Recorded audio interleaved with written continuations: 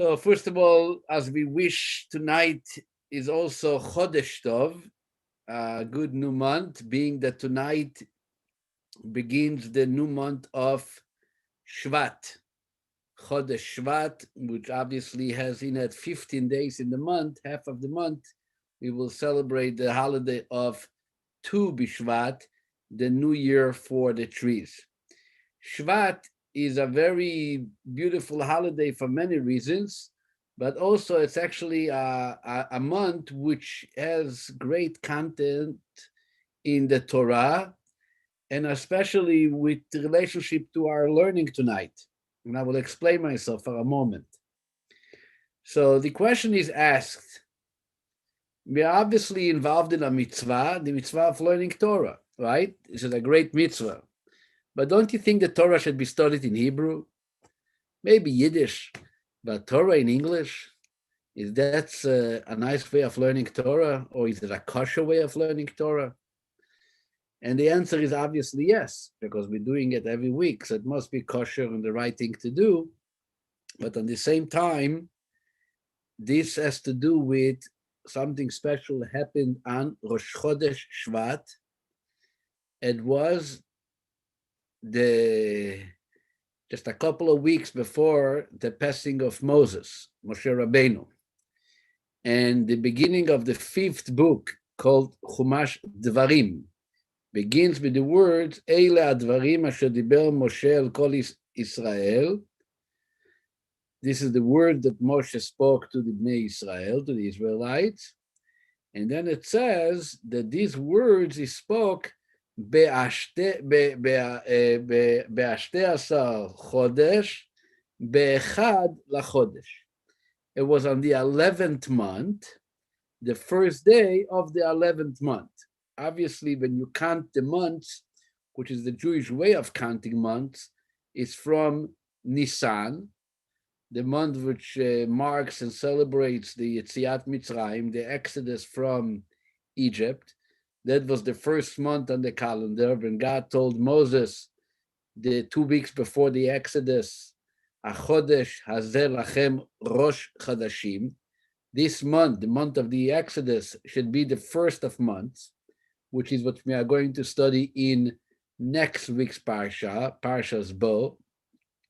It was, matter of fact, the first mitzvah which the Jewish people were introduced still while being in Egypt, was the mitzvah to establish a Jewish calendar known as the lunar calendar, which marks the beginning, the appearance of the new moon, which is basically tonight, is the appearance of the new moon, which makes this day to be the beginning of a new month. That's why a month in Hebrew is called Chodesh. Chodesh from the word Chadash, or chidush, new. On a Jewish new month, at the beginning of a Jewish month, there is an occurrence of something new. And obviously, this is the appearance of the new moon. When we say it's the 1st of February or the 1st of January, officially, usually there's nothing going on which marks it as first, except the fact that randomly it was established by the people as a beginning of a new month, and it might make a difference into your salary, into your taxes, into your bills, into your bill cycle, etc. But there's not really a concept of Rosh Chodesh when it comes to the beginning of a secular new month. But by the Jewish new month, like tonight, when we say Rosh Chodesh, first of all, it is called Rosh. We give it the title of being the head of the rest of the month. It's not just the beginning as the head, which means, especially the way it's being discussed in Kabbalah, all the energy, the vitality which is being distributed for this entire month begins with today, with the beginning of the month. It's like the head which carries the energy for the rest of the body, right? It all stems from the brain, from the Rosh. So too, the first day of a new month is not just a beginning or the first of, it's the head of. Like you say, Rosh Hashanah, the head of the year. So too, Rosh Chodesh is the head of each month. So it's a special day. It's a special day in the way that we have a special prayer, which is being added to the Amidah during starting tonight and tomorrow morning and tomorrow afternoon. The mentioning of Ya'aleh ve'yavo, when we ask Hashem that He should remember us, lechaim ve'livracha, lesason ve'leyesimcha, liyeshua ve'lenechama, which means to life and to blessings, to joy and to gladness, salvation and comfort. We have a special prayer, which is almost like reminds us like the special Rosh Hashanah prayer, which we are davening on Rosh Chodesh. We say it not only during the Amidah, we actually also say it by Birkat Hamazon. When it comes to if you wash for bread, after you finish eating, you are saying the same text of benching, but you add in honor of Rosh Chodesh a special paragraph which begins with the words Elokenu ve'elokei avotenu Ya'aleh ve'yavo ve'yagia ve'yira'eh ve'yiratzeh ve'yishama ve'yipaked ve'yizacher, which means we're asking God that our remembrance for all the good things should reach to you, should arouse, should come up, should be remembered. And this is said during the Amidah, and it's also said during the Birkat Hamazon. Also tomorrow morning, after Shacharit, we have a special Hallel service, which we praise God for being a new month. We have a small Torah reading in honor of Rosh Chodesh, reading about the special korbanot, the offering which was offered in the Bet HaMikdash, in the temple, on the beginning of a new month. So a new month is not just a beginning, this is really a very special day, starting tonight, a day which is energized with a so-called a general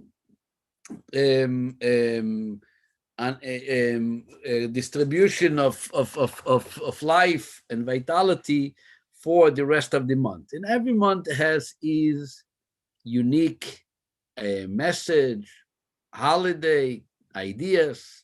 What is special about the month of Shvat? The month of Shvat, as we just mentioned before, Moses was told by God to explain and to translate the Torah which was given for the last 40 years. And as the Pasuk says in the beginning of Chumash Dvarim, Ho'il Moshe be'er et HaTorah azot. Moshe began on Rosh Chodesh Shvat, tonight, to explain the Torah. Now, what does the word explaining mean? So the Talmud explains to us, which means this is the traditional interpretation of the word be'er. The Talmud says that on the day of Rosh Chodesh Shvat, Moshe translated the Torah into 70 languages. He translated the Torah, meaning the Torah was in Hebrew, and he wrote it over in English, in French, in Spanish, in Russian, you name it. Any language, 70 languages marks the general languages which is being used by people throughout history. And that was originally already translated. The first initiation of translation of Torah was by Moses himself. Why was it so necessary? So now we know, even though at that time they all spoke Hebrew, they all stood when the Torah was given, or at least were born a few years later. So this is the first 40 years since when the Torah was given. Yet Moshe found it necessary to explain that in these foreign languages, applying the concept of Torah study to whichever language you're going to use. So if we are sitting here tonight and we are studying Torah in English, so this is not a secondary level of study. The fact that we are learning Torah by the way Moses translated the Torah into all these foreign languages, he applied the quality of Torah to be studied in whatever language it is, even in a foreign language. That's what the meaning of Be'eret HaTorah. So this is really a special holiday, because imagine if we would have only allowed to be studied Torah in Hebrew, it would have been very difficult for many of us and throughout the world to enjoy and to benefit from the teachings of the Torah. And that's what we are really celebrating this Rosh Chodesh, is the opportunity of having Torah translated into so many languages. Every person today has the opportunity to reach out and to study. Take, for example, right over here on this screen, there's a nice couple with the name of Kamikar. They're sitting right here. And if you look on the books behind the couple's chair, here you see, this is the Talmud. I understand it's the Talmud, the entire set of Talmud, but not in Hebrew. In Hebrew, it doesn't have so many volumes. It's much shorter. The fact that they had to be translated into English and into explaining it in a way that people who didn't have maybe yet the opportunity to understand Hebrew or to study it properly from its original, even Aramaic, which is the way the Talmud was written, so they are able to rely on this beautiful translation in English.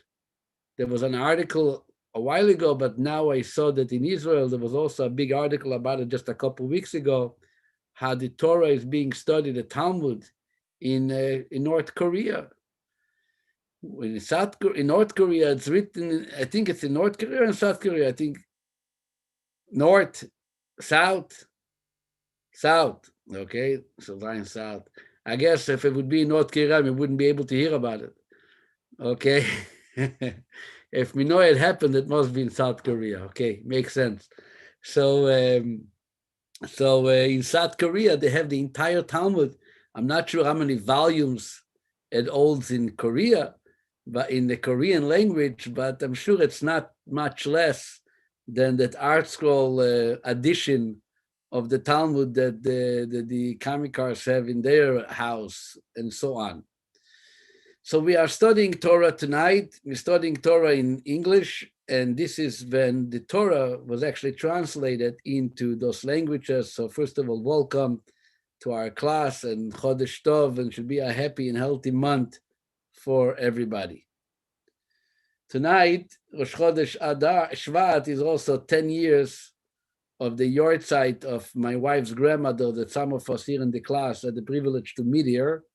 Her name was Miriam Bas Rabbi Mordechai, Mrs. Miriam Weiss, who was a very special woman. And actually, the 20 plus years that I knew her since I married my wife left a tremendous impact on me, on my life, on my children's life. I don't think there's ever a week that we don't mention her name in some context. And she's being brought up whether during a Shabbos table or a regular meal. She was called Babi, and somehow your name keeps on, or your stories, or your presence keeps on coming into all kinds of situations. Some of you are on the ETC's chat, saw an article that my wife, Mrs. Farkash, wrote and published now in a magazine called Neshei Chabad Magazine, an article that she wrote about her grandmother called A Grandmother of Gold, I think. It's a beautiful article. I encourage you all to read it and to learn a little bit about her life, which is going to inspire us. And let also this class be in memory for Mrs. Weiss's neshama. And I will start with a story about Mrs. Weiss. You heard from me the story many times. It's in the article too. And why am I keep on repeating this story more than any other story? Is because it was 2 days before Yom Kippur, 10 years ago, and I knew that she's sick, even though she was at home and active and cooking and doing all the things, despite her challenges. I went to visit her. I went to visit her 2 days before Yom Kippur. She passed away 3 months later, Rosh Chodesh Shvat. And when I came to visit her, she was like not too happy with me. I remember she gave a look. She was in a wheelchair because she was in a wheelchair for many years. But again, very active, very alive. She traveled. She did everything. She didn't have both of her legs at that time, but a very, very active woman. So she came and she said, she saw me coming into the kitchen. She said, "Why are you here?" Meaning she suspected that maybe I came to say goodbye in a way of that people who are in a condition don't want to hear that you came to say goodbye to them. And I said, "Bobby, I only came because I want, it's before Yom Kippur. And it's customary as a beginning of a new year in a holy day to see if we can get blessings and wishes from special people. And I feel that it would be worth it for me to receive your blessings." So I came down to LA. I'm going to be here a couple hours, so I'm going to fly back. And then she said, and she knew that she told me this story a couple times before, but she told me one of her stories about Yom Kippur. But the way she told it to me, I felt at that time that she kind of wants me to transmit the story further.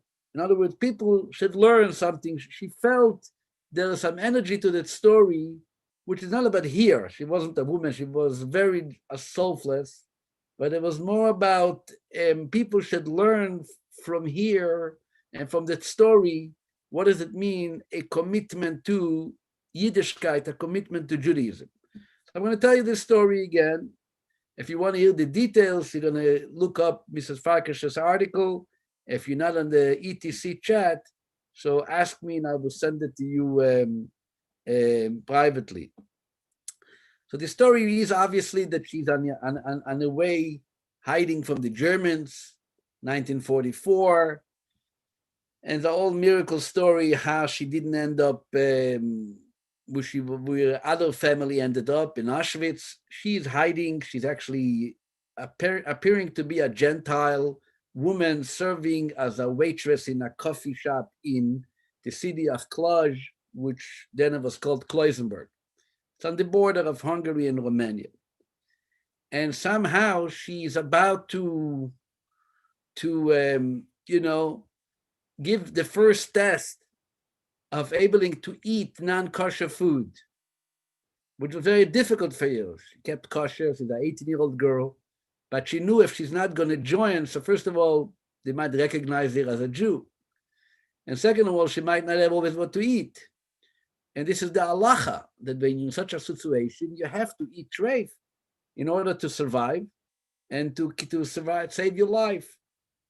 And she bought herself this dish in the market, and she's just about to eat it, and she brings it close to your mouth when she couldn't bring herself to give a bite into something which is which is non-kosher. And she took it and she kind of threw it away, which at that moment she was kind of, also kind of, sad about the situation. And she looks outside the window where she stayed and she says to herself, the color of the sky, the clouds, somehow reminds her that this must be the beginning or the time of the holiday season, the high holidays. But she has no calendar. And she wouldn't know, is it Rosh Hashanah, is it Yom Kippur, is it the Redi Simchas Torah? She doesn't know, she doesn't have anyone to ask, obviously. And then as she throws the food off, a person appears and turns to her, and it says, "You are Jewish, right?" And she said, "What are you talking about? I am Romanian." So he says, "You're not Romanian." He says, No, Hungarian. You're not Hungarian, you're not Romanian, you're a Jew." And she was obviously very frightened. And at that moment, this person tells her, "Today is the second day, Rosh Hashanah." And the person disappeared. She never saw him before, she never saw him after. She always felt that she met Elijah the prophet. You know, Eliyahu Hanavi is an angel which God sends to deliver messages. So she felt that this perhaps must be a meeting with Elijah the prophet. So now she has the information about what today is. It's the second day, Rosh Hashanah. But at that moment, her head starts thinking. She knew that much that Yom Kippur is the 10th day from Rosh Hashanah. Everybody knows that Yom Kippur is the 10th day from Rosh Hashanah. But then she became confused. Is Yom Kippur the 10th day from the first day Rosh Hashanah? Or perhaps Yom Kippur is 10 days of the second day Rosh Hashanah? That she couldn't figure out. And there's no one to ask. And Yom Kippur obviously is a day that you have to fast 24 hours. So this is what she tells me. I counted 9 days from yesterday. Now she's in the second day of Rosh Hashanah. I counted 9 days from yesterday. And once the sun sets, I began fasting. I completed my fast 24 hours later. And without breaking it, I continued into another 24 hours. That maybe Yom Kippur is the 10th day of the second day Rosh Hashanah, not the first day. So then she has to make sure not to eat on Yom Kippur. So she basically fasted 48 hours straight in order to make sure that Yom Kippur is observed 100% despite the conditions that she was in. And that's the story she told me before, but she said it with tremendous vigor and energy. When the last time I saw her, actually it wasn't the last time, I went once to see her in the hospital before she passed away. But that was the last time that I communicated with her. And this is obviously the story which brings us to what we are speaking in this Parasha and in next week's Parasha and in last week's Parasha, the energy of the Jewish woman. As the Medrash puts it, B'schut Nashim Tzadkaniyot, in the merit of righteous women, Nigalu Avotenu Mimitzrayim. Our parents, our ancestors were liberated from Egypt. And as the Rebbe always said, that it's going to be in the merit of the righteous woman, which we're going to merit to be delivered from this current day exile and to come and meet and welcome the final redemption by the coming of Mashiach Tzidkenu. So let its story, and again, this class be again in honor of in the Shama. Her name was Miriam. Miriam is a tremendous figure in this whole story of this last week's Parsha and this week's Parsha. Miriam was the sister of Moshe, and she is actually responsible to the fact that we even have a Moshe in the world. As the Talmud tells us, that when Paro made his decree that all young boys should be thrown into the Nile River, all children should be thrown into the Nile River, it was Amram, which was the father of Miriam, decided to separate from his wife, Yocheved. Apparently, they felt that life is about the opportunity to establish a family, to have kids. But if we're going to have kids, and the kids are going to be thrown into the Nile River, so what's the point? Let's try to stay, separate from each other. And it was actually Miriam, the Talmud says. It was a young girl. She had already one brother, Aaron, and she turned to her father, and she told him with actually great chutzpah. The words that she used, the Talmud says, she told her father, Shelcha kashe mishelo. Your decree is worse than Pharaoh's. Father looked at her, mine is worse than Pharaoh. What kind of words is that? How do you, what wrong did I do? And how can you consider what I did, separating from mom, to be worse than Paro? Paro is killing all children. I don't kill anybody. So Miriam told you, the Talmud says, that Paroi, first of all, decreed against the boys. Your separation from mom makes sure that there's no boys and no girls. So you're already worse than Paroi. Number two, she said, when a child comes to the world, there's always a chance. There's always a chance. Yes, Paroi can come and take him away, but the fact that the child comes to the world is an opportunity. And who knows what's going to happen? Many things can happen. Things can change. You, she turned to your father, don't even give a chance for children to come to the world. You are separating from mom. He turned to his wife and he says, we are recommitting. What do they call it in English? Let's, the vows, what do you call it? You all muted, okay? So you can't tell me. Renew Renew the vows, very good. So the Talmud actually says on the verse, Vayelech ish mi bet Levi, vayikach et bat Levi, that a man went from the Levi tribe and he remarried the daughter of Levi. Says the Talmud that this refers to Amram, who was a man of the house of Levi, who remarried, this is already remarrying the wife that he already divorced, and this was Yocheved. And from that newly marriage came about Moses, our famous Rebbe, teacher, and Redeemer. So really, it's all of direct result from Miriam. And this is who Miriam was.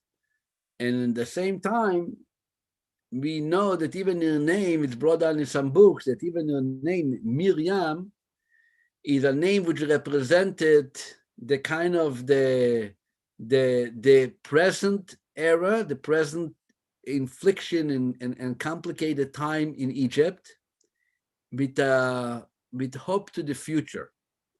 How is that alluded in the name Miriam? So some of our commentaries tell us that the word Miriam is actually made up of two words. Mar, like maror, bitter, and yam. Yam is the ocean, the sea. Basically, she was given a name which in one end represent the mar, the bitter state which they were currently in, the enslavement in Egypt, the burden, and all which they had suffered at all those years in Mitzrayim. But their parents, Yocheved and Amram, looked on her and it says, this is already, you are representing, you have a neshama, which is going to bring also the future when we're going to meet at the sea, crossing towards Israel, making our way to the Sinai, into Eretz Yisrael, and that's why they named her Miriam. So Miriam is really a paradox between the current and past bitterness with the hope for the future. Maryam. And really, this was also the life of Mrs. Miriam Weiss. She, in one end, represented the bitter, difficult state which our people went through during World War II. The Holocaust, she lost her father, which she never stopped thinking about and talking about. She lost her mother. She lost brothers. She lost nieces. She lost a huge family, grandparents. And at the same time, she was young. She finished, the war ended, and instead of being down and depressed and committing to the calamities of life and the experiences of loss, instead, right in there in Germany, where she ended up in a convalescent center in one of the DP camps, right away she committed to continue life despite all the challenges, and where she married her husband, Mr. Weiss, which also many of us had the privilege to know, a very special person for himself. So may her neshama and her soul again rest in peace. Parshas Va'era, the second parsha in this week's Chumash Shmois, is already the beginning of the redemption. It's not going to take place only till later in next week's Parsha, but you can already smell, how do they say? Smell the roses. You can smell the coffee. It already smells good, especially when you read the beginning of the Parsha. The beginning of the Parsha, Parshat Va'era, which is on chapter 6, God is now responding to Moses, who, if you remember last week, at the end of the Parsha, Moshe turned to God and very strongly expressed his feelings about what happened to the Jewish people after I came to Paroi. Things turned out to be much worse than they were originally. And he was very upset and agitated. And now God is responding to him. First, God is kind of rebuking him for the way he spoke, which we discussed in previous years. But then he turns to Moses and he says, Moses, I heard. I know exactly what's going on, but the time has come, and I now want you to go over to the Jewish people with a very special message. And the message is a message which carries 5 different expressions. I'm going to read it for you in Hebrew and translate into English. Verse 4. Lachen emor libnei Israel, ani Hashem. Therefore, in accordance with my promise, so to speak, to the forefathers, please convey to the Israelites, number 1, ani Hashem. I am God who can be relied upon to reward those faithful to him, and therefore nothing to worry about. And then he says, number 1, Ve'otzeti etchem mitachat sivlot Mitzrayim. I will take you out, I will free you from the burdens of Egypt. Number 1. Number 2, Ve'itzalti etchem mei avodatam. I will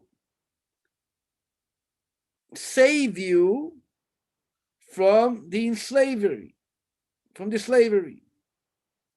Number 3, וגאלתי אתכם בזרוע נטויה ובשפטים גדולים. I will redeem you with an outstretched arm and with great miracles.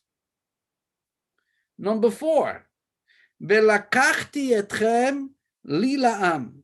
I will take you to myself as a nation. והייתי לכם אלוקים, and I will be your God. וידעתם כי אני השם אלוקיכם המוציא אתכם מתחת סבלות מצרים, and then you will know that I am God, your God, who is freeing you from the burdens of the Egyptians. Number 5, והבאתי אתכם אל הארץ, אשר נשאתי את ידי לתת אותה לאברהם, ליצחק וליעקב.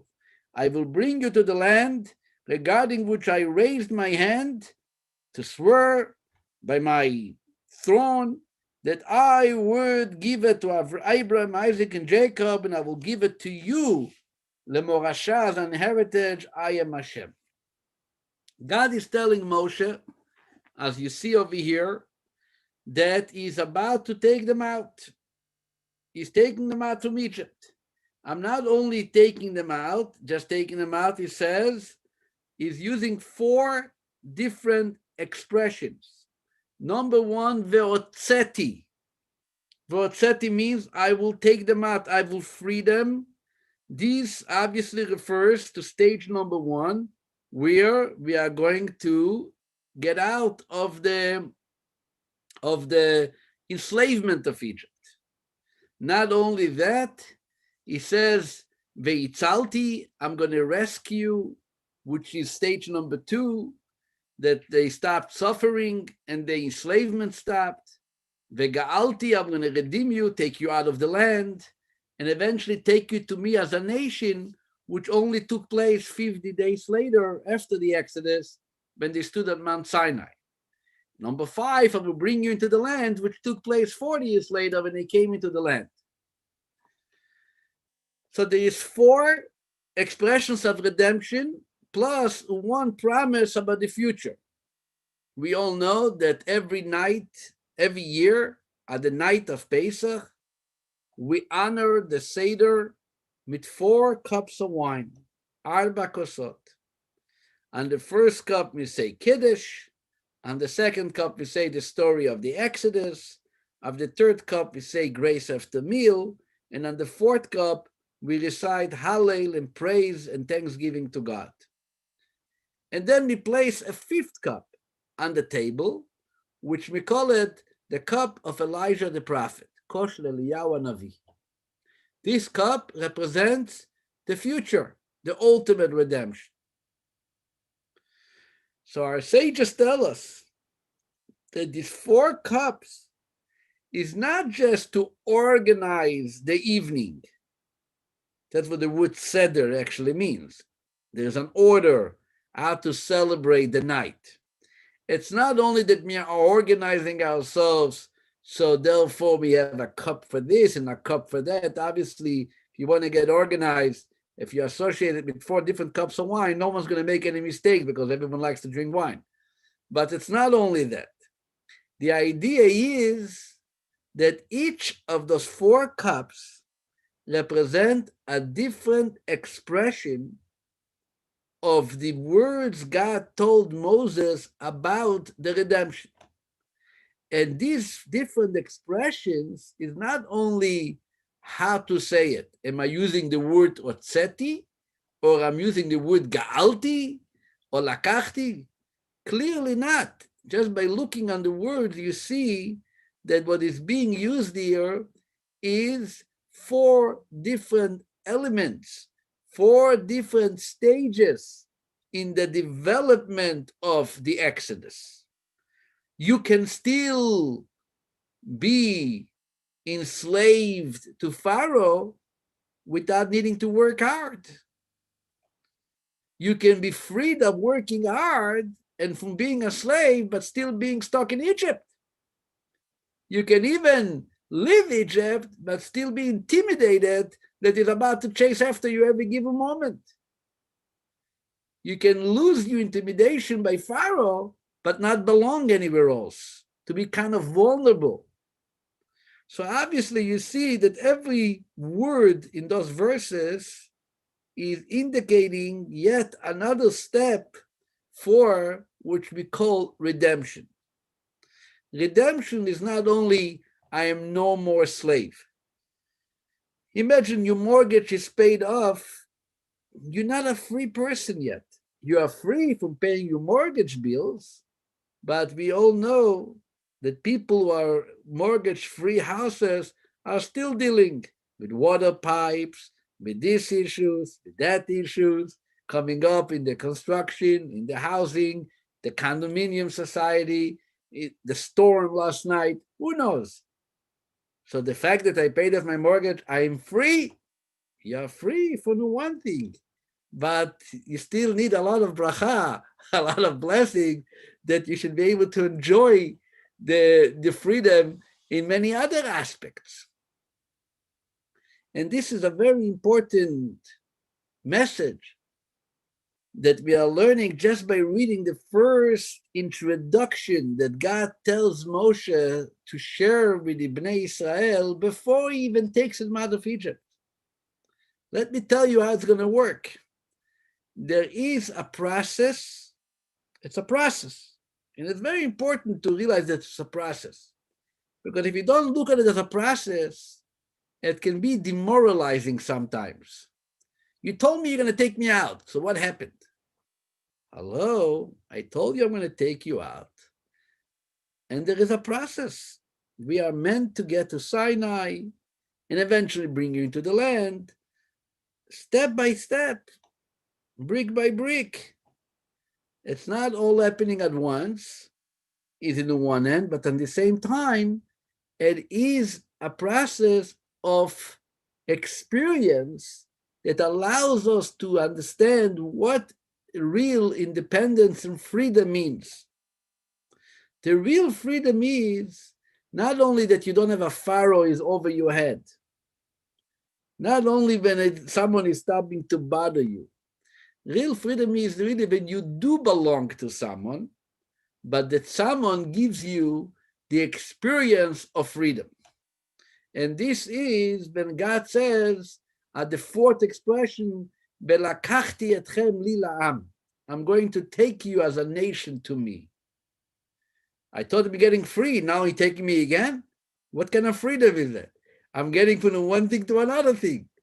The answer is to belong to God, to be his people, to go through the experience of Sinai is the gift of freedom, but because it gives us the meaning of life and the understanding and appreciation to what life is all about, which we never had until we stood at Sinai. Yes, a little bit Abraham, Isaac, Jacob, but all these things were about to disappear after the 210 years of slavery.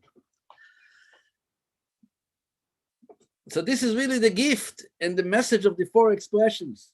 You probably heard it from me. I saw it once in a Agada, written by a commentary of one of the great rabbis in Jerusalem, which I like to study, is halachic articles and halachic decisions. I even saw him a couple of times. He passed away, less than 20 years ago. It was Reb Shlomo Zalman Auerbach. He wasn't a chassid. He came from chassidim, but a very scholarly man and a very gentle neshama, a very special soul. He was an expert in medical ethics and what we call a posek, an halachic authority. But he also had original insights and sometimes very simple ones. One of the insights he says in his Agada, which has some of his commentary, he asked a question. He says, we have four different expressions of redemption, and therefore our sages instituted 4 cups of wine at the night of Pesach. So he said, I understand you want to commemorate those 4 expressions, but why 4 cups of wine? Maybe 4 apples, 4 oranges, 4 matzahs, 4 dates. I don't know. There is many ways that you can use something tangible and eatable with the number 4. Or leave it for every person. Say, listen, we are going to sit down this night and talk about the 4 different expressions of redemption and find a way to somehow materialize it, a way that you can visualize the concept of 4, so you know that we are talking about 4 different expressions. Why wine? Why was it instituted? By the way, there's a rabbinic mitzvah to drink 4 cups of wine every year on the night of the Seder. In order, and one of the reasons is to commemorate those 4 expressions. Why wine? What's so special about wine? I know wine is special. You make kiddush on wine. You make a wedding, you officiate over a cup of wine. The baby naming is over a cup of wine. But 4 cups of wine, why is it so important? So Rabbi Auerbach said as follows. He said, usually when a person eats, take for example, we start with an apple. Let's talk about an apple. I actually like apples. An apple a day keeps the doctor away, right? Isn't that what they told you? So he says, you have an apple. You eat an apple. First time you bite into the apple, it's pretty tasty. If it's a good apple, a Washingtonian apple, if you have to know there is apples and there is apples. For a few extra pennies, you can get a better apple than an apple. So he says, you have a good apple. It's very tasty, right? It has a certain flavor and juice and so on. Fine, you finish the apple, you're going to the second apple. How does the second apple feel in regard to the first apple? Still good, but not as good as the first one. True? Nachon or no nachon? Nachon, true. Now you turn to the third apple. Oy vey. It's still, you're eating an apple, so an apple is an apple. For sure, you can't compare it to the first and not even to the second. And this is the truth with all types of food. You can have 4 pieces of chicken, 4 different types of steak, and 4 pieces of sushi, if you like sushi. There is the first bite of sushi, right, which is very tasty. And then the second is sushi. The third one, when you open the fourth one, it's almost like Rabbi Farkash offered the first one, right? You're not interested anymore in sushi.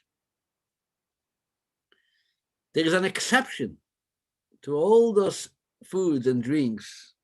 There's one exception. The exception is when it comes to wine. Wine works as follows. The first cup of wine is actually tasty. If you like wine, you enjoy it. Those who enjoy wine knows that the second cup is even more enjoyable than the first one. Yeah. Ask those people who drink wine. It's not me, but that's what they say. When it comes to the third cup, oh, it's even tastier.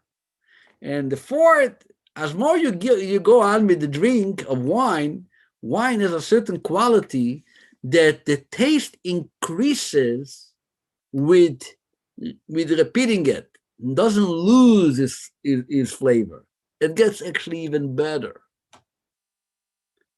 Says Rabbi Yoyabach, this is perhaps the message that our sages wanted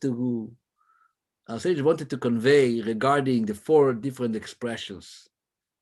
It's not only four different expressions or four repetitive expressions. Each expression is a higher, greater level of redemption experience. If it was first Ve'otzeti, I only took you out from the bondage of Egypt. Number two is going to get even better. Ve'itzalti. You're not even going to have to worry about him at all the way to Vega'alti, even higher. I'm going to take you out of their hand. Velakachti, I'm going to take you to me as a nation. It's like wine. It keeps on growing. This is the 4 cups of wine that we are having on Pesach, plus the 5th cup, Ve'iveti, which is all about bringing you into the land, which is obviously the redemption and the ultimate redemption that we talk about on the end of the Seder, and that's why we call it Kosh Shel Eliyahu. So the good thing about this week's Parsha is the beginning of the Parsha, you're starting to smell the Seder. You already feel the wine, you talk about the wine, somebody already advertised on the ETC's chat about ordering matzah. My wife is already getting nervous with me. Why am I mentioning Pesach? It's too early. I don't want to think about Pesach yet. The usual, which is great. But then the rest of the Parsha, which is most of the Parsha, is talking about a whole different subject. It talks about the plagues. Makot. Makot is the famous 10 plagues that God brought upon Egypt. And we're going to read 7 of them in this week's Parsha, and the final 3 in next week's Parsha. And when you look in the Torah and you're trying to understand what is the plagues, what was the purpose of the plagues? So first of all, the obvious purpose is, like the Torah will tell you, they deserve punishment. They inflicted us, they bothered us, and there are consequences for their behavior. This is matter of fact which God told Avraham Avinu, our forefather Abraham, when he already described to him that in the future your kids are going to be strangers in a land not theirs, and they are going to be inflicted here. God told them that that nation who is going to inflict them, I am going to punish. And you can look at the Makot and see that this is a simple matter of punishment. Right? This is what the Pasuk tells us. A matter of punishment. Then, number 2 is, as we see in the verses, if you turn to chapter 7, which is in the beginning of the Parsha, and verse 4, verse 5, and God tells Moshe that Paro is not going to listen, and I'm going to have to punish him. He tells them, I'm going to have to punish him. And he says in verse 5, Veyadu Mitzrayim ki ani Hashem. The Egyptians will recognize that I am God. Bintoti et yadi al Mitzrayim. When I raise my hand over Egypt and bring out the Israelites from their midst, they will know and they will understand that I am God. So it's interesting that you look in the Pasuk and you really see that a part of the idea of inflicting Egypt is not just to punish them. I showed you, that's what you did. You didn't behave, patch. No, the punishment comes with a message. The message is for them to recognize that I am God. Which, matter of fact, in last week's Parasha, on chapter 5, when Moshe spoke to God, and he told Hashem, I'm going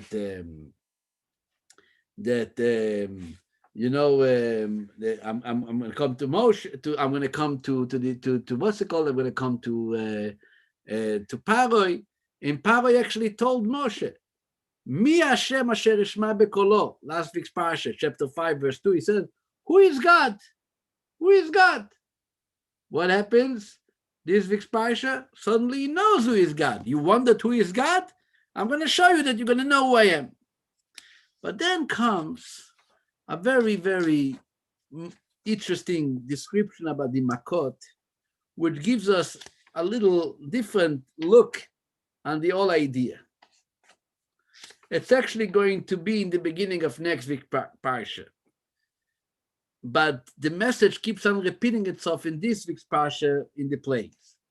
Next week's Parasha, Parashat Bo, Hashem tells Moshe, go to Paroi, and I'm ready to demonstrate the miracle signs in him.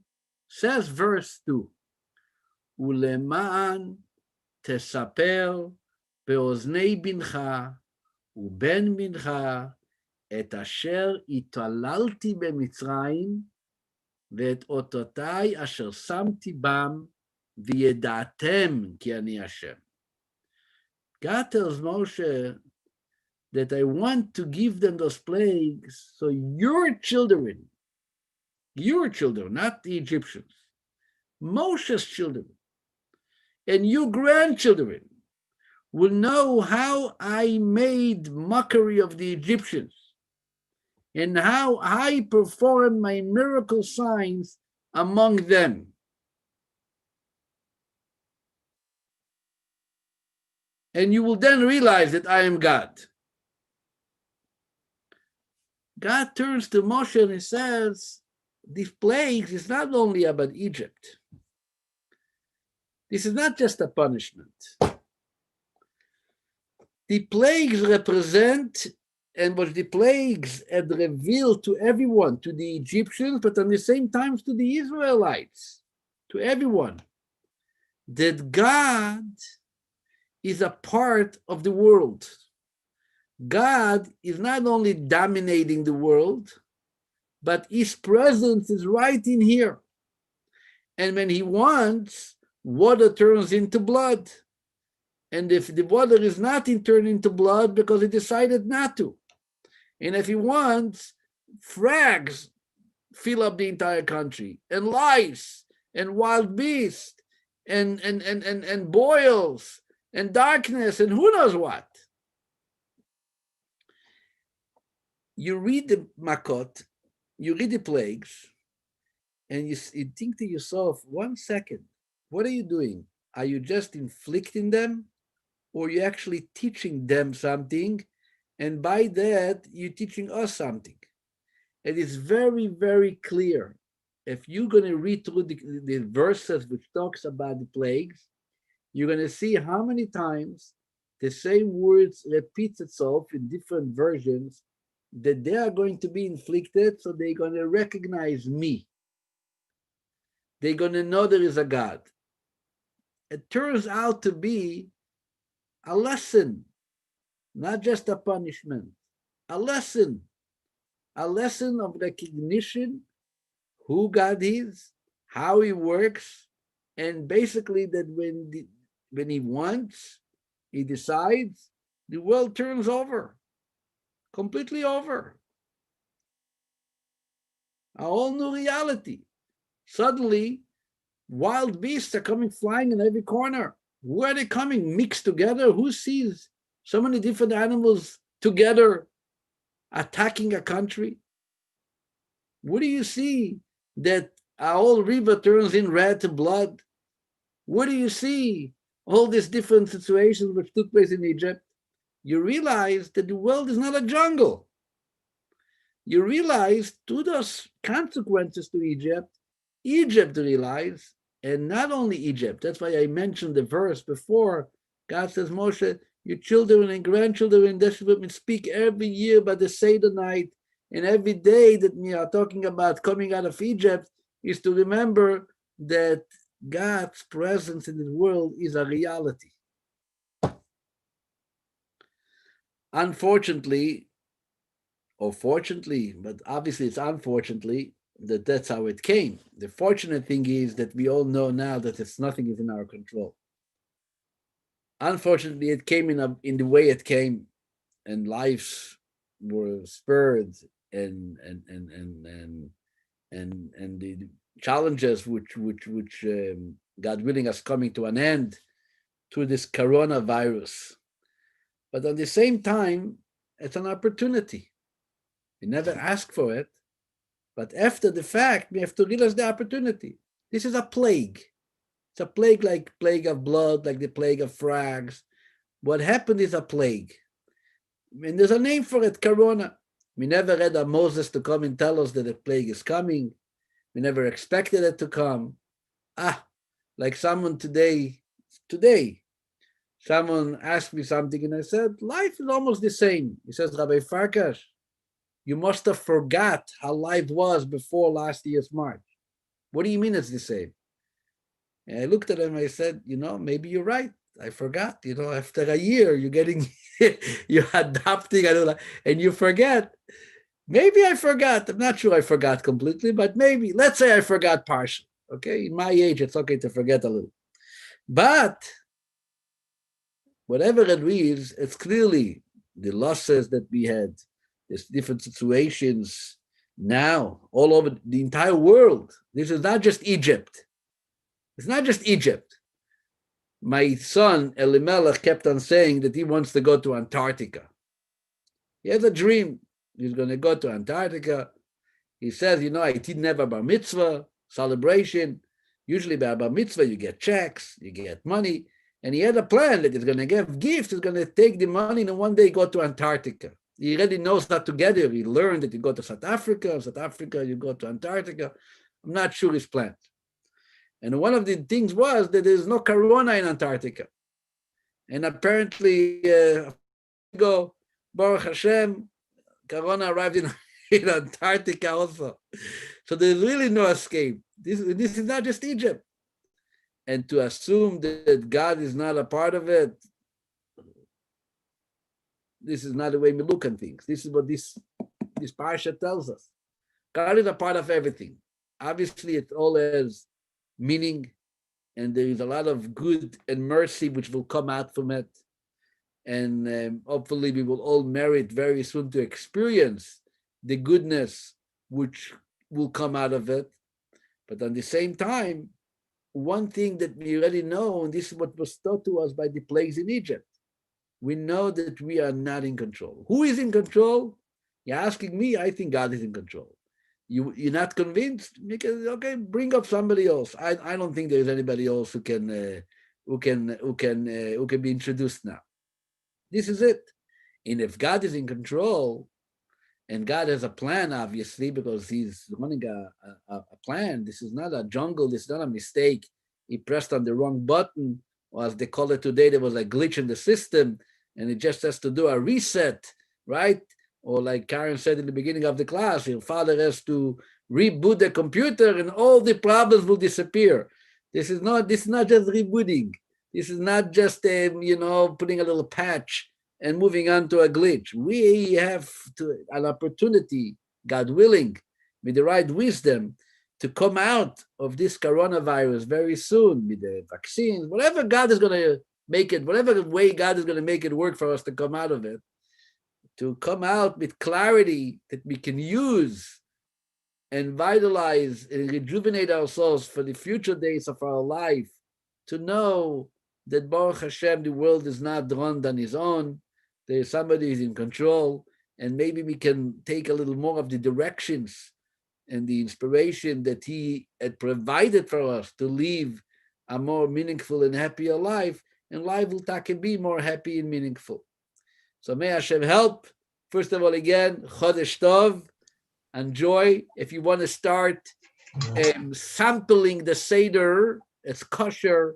You don't have to have 4 cups of wine, but maybe take a little l'chaim and maybe 4 sips, v'otzeti, v'itzalti, v'ga'alti, v'lakachti. Get a little into the spirit of Pesach, the spirit of freedom, and with Hashem's help, we should, this coming Pesach, be together, Yerushalayim HaKodesh, for the coming of Mashiach, speedily in our days. Amen. Chazak u'baruch. Chodesh Tov. Chodesh Tov u'mevorach, everybody. Thank you very much. Thank you for